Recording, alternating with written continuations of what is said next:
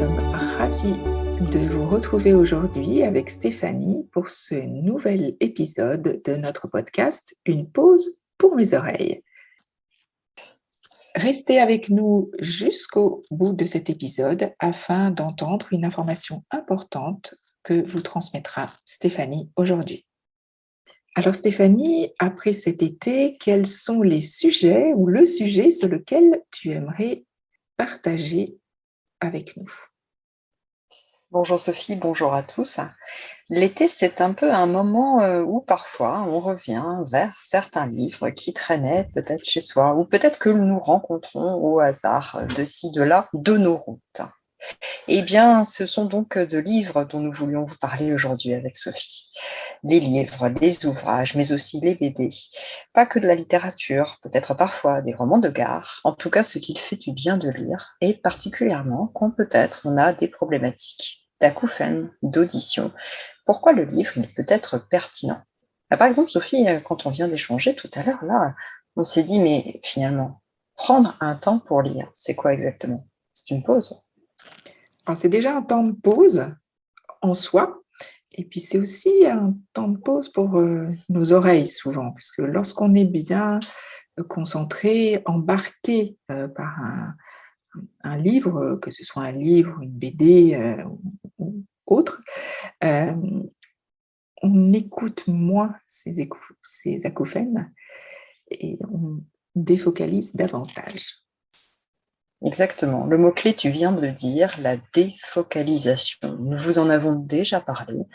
Comment avoir un comportement qui nous permet de défocaliser de ce son intérieur que les autres autour de nous n'entendent pas et qui pourtant est parfois un peu trop notre compagnon et qui parfois aussi nous court-circuite bien, dans nos vies, dans nos activités, parfois dans notre capacité d'analyse, de concentration, de mémoire. Ces questions font d'ailleurs partie d'un questionnaire qui est parfois posé lorsque nous accompagnons, nous en tant que sophrologues, des personnes qui ont des acouphènes.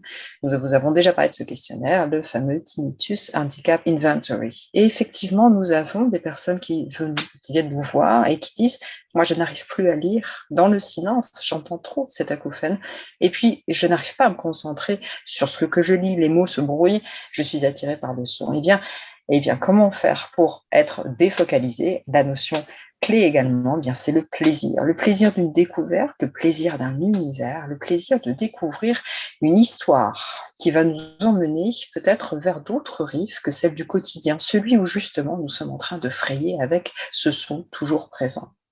Et vous allez voir que peu à peu, peut-être que ce ne sera pas des séances de lecture qui vont durer très longtemps au début, mais vous allez peut-être commencer une page, puis deux, puis trois, puis avoir envie de plonger un peu plus profondément dans un ouvrage qui va vous permettre donc de vivre cette pause dont parlait Sophie, mais aussi de commencer, l'air de rien, à avoir un rythme intérieur, peut-être même une respiration. Nous discutions à l'instant également bien, du style littéraire. Il y a des styles très modernes, très saccadés, avec vraiment beaucoup de phrases, de dialogues, qui vont vous emmener vers un rythme un peu haletant, comme l'on dit. Et peut-être d'ailleurs, si le genre est celui peut-être policier, enquête.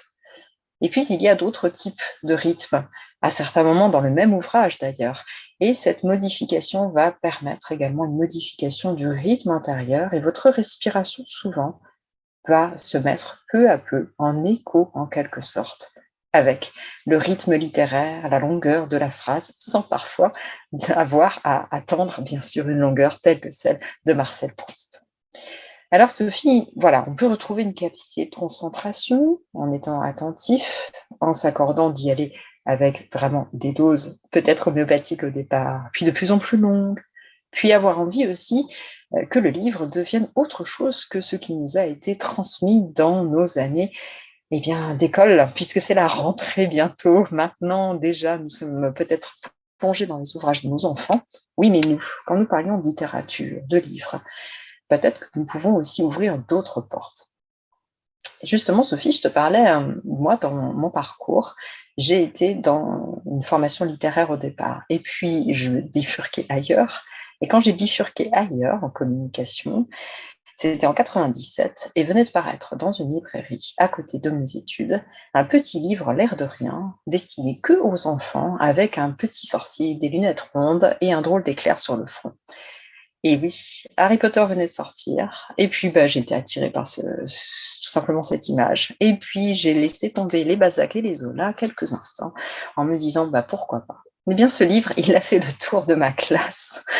C'était une année extrêmement dense, extrêmement stressante pour bien des personnalités, des gens de tout âge, puisque c'était une réorientation professionnelle. Eh bien, toutes les personnes de ma classe ont lu cet ouvrage et l'ont adoré. Eh bien, moi, j'ai pensé qu'il n'y avait pas que la magie d'Harry Potter ce jour-là qui avait œuvré, mais bel et bien la liberté que nous nous étions toutes et tous accordées. J'ai gardé en mémoire cette façon de s'accorder de la liberté par le biais des livres, et particulièrement quand, après, dans ma vie, l'acouphène est venue me visiter, puis y est resté. Alors, ça veut dire quoi? Ça veut dire aller vers toutes sortes de genres littéraires. Il m'est arrivé d'aller dans des festivals parfois aussi fantastiques, dans des mondes merveilleux, qui vont d'ailleurs me demander, je ne sais pas pour toi Sophie, quand on parle par exemple d'univers à la Seigneur des Anneaux, quand nos enfants nous demandent, mais un peu de concentration pour s'en sortir entre les noms particuliers, les univers, les magiciens, les différents personnages. Bref, là aussi, ça m'a fait travailler d'autres choses. J'ai parlé des enquêtes, des policiers qui sont très à la mode et peut-être aussi qu'on a envie de finalement faire fonctionner notre cerveau pour une fois à quelque chose d'utile. Allons vite découvrir qui est le meurtrier, le vilain méchant dans un ouvrage. Et puis la littérature jeunesse, bien sûr, qui a pris son envol grâce à Harry, j'en parlais un instant, et qui est devenue si ramifiée, si diversifiée, que nous, en tant qu'adultes, nous pouvons toquer à la porte et puis ouvrir la page d'un ouvrage qui nous ramène vers des années antérieures.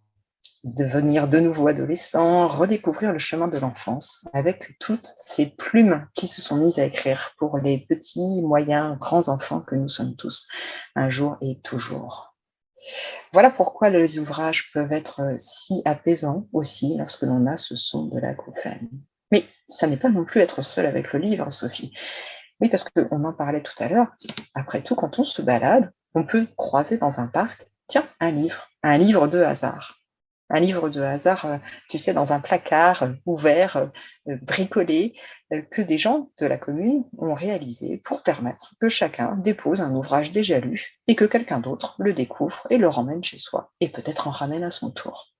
Un véritable système d'échange, de recyclage, de finalement, pourquoi pas aussi, faire sens sans connaître l'autre et pourtant essayer de se rencontrer à travers ces pages. Il y a également le book crossing. Ça va un petit peu plus loin. Un livre que vous avez particulièrement aimé, eh bien, vous allez l'enregistrer sur un site, bookcrossing.com, et puis vous allez le laisser tranquillement sur un banc public. Et peut-être avec la petite pastille que vous lui aurez mise, eh bien, vous découvrirez que ce livre a rencontré un nouveau lecteur et que ce lecteur sera allé l'enregistrer, puis l'aura peut-être aussi redéposé sur un autre banc public. Comme quoi, un livre, ça permet de se retrouver, de se rencontrer, de se lier, et puis de se laisser une nouvelle fois un peu aller à la loi du hasard. Pas de hasard, dit-on si bien. Il y a des communautés d'ailleurs qui se retrouvent, communautés de lecteurs, communautés de personnes qui écrivent des suites, des préquels. On est comme dans les séries, c'est sans fin, car l'imaginaire est sans fin. Et je crois véritablement, alors que nous parlons souvent avec Sophie d'exercices de sophrologie que nous appelons des exercices d'ancrage, pour bien se retrouver dans son corps, alors que notre tête vibre parfois de ce son de l'acouphène, que nous pouvons tout aussi bien être dans l'ancrage du corps et en même temps ailleurs, grâce aux pages, aux écrits, aux mots. Alors, des livres cadeaux, aux livres parcs, aux livres sur les bancs publics. Il y a aussi un petit quelque chose que j'ai découvert dans le règne des podcasts, Sophie. Peut-être que je t'en ai parlé. C'est une humoriste que j'apprécie particulièrement qui s'appelle Christine Béraud. Et Christine, elle aime les livres, mais elle aime surtout savoir ce que les gens qu'elle va inviter aiment lire. Et donc, elle leur propose de lui donner le titre d'un livre qu'ils ont apprécié. Elle va elle-même le découvrir, le lire ou le relire, et puis ils vont en parler tous les deux devant un podcast. J'ai adoré celui-ci. Tu vois, je fais de la pub pour d'autres podcasts. Alors voilà, comme quoi le livre, c'est aussi sur le numérique, c'est aussi sur les ondes, c'est aussi un échange ensemble. Et puis c'est aussi un moyen pour moi de vous dire au revoir. Et oui, c'était une magnifique aventure avec toi, Sophie. Merci de celle-ci. Je vais refermer, moi, le chapitre de cette aventure du podcast pour aller vers d'autres projets et écrire peut-être aussi d'autres chapitres. Je vous dis donc un au revoir, pas un adieu, en vous souhaitant de jolies lectures et en vous laissant à la voix douce, bienveillante, experte, empathique de Sophie, en qui j'ai toute confiance pour vous accompagner sur de nouveaux chemins pour aller de mieux en mieux et faire des pauses au quotidien. Au revoir. Merci Stéphanie. Au cas où vous ne l'auriez pas remarqué, Stéphanie est une vraie littéraire. Si je peux me permettre, il y a aussi des endroits pour certains d'entre vous qui sont très propices à donner l'envie de la lecture, que sont les librairies et les médiathèques ou bibliothèques. Il y en a maintenant dans beaucoup de villes qui sont très impressionnantes, avec un fond qui est abyssal, tellement il y a d'œuvres proposées. Et pour les librairies, ça permet aussi, comme l'a dit très justement Stéphanie, les échanges avec les livres qui ont une petite annotation indiquée par le libraire sur la première de couverture ou des échanges verbaux avec les libraires. Donc, merci à Stéphanie pour m'avoir accompagnée dans cette aventure du podcast qui a été un merveilleux moment d'échange. Nous continuerons d'échanger par ailleurs toutes les deux, comme on le fait depuis plus de 10 ans maintenant. Et je vous retrouverai, comme on l'a prévu, pour encore un certain nombre d'épisodes à venir, pour partager avec vous toujours sur le thème de l'audition.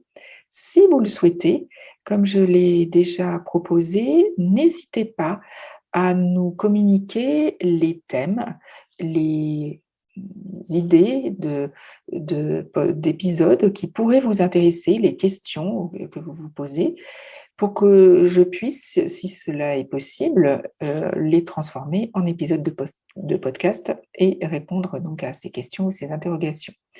Donc encore 1000 merci à Stéphanie pour nos échanges de cet épisode sur les livres, les pauses et la littérature. Et puis, je vous retrouverai avec grand plaisir pour un prochain épisode la semaine prochaine. N'hésitez pas à réécouter les épisodes que vous auriez pu manquer, notamment les pratiques de cet été, et à vous abonner pour ne pas manquer les prochains épisodes de notre podcast. À très bientôt. Et encore merci Stéphanie. Merci Sophie. Au revoir.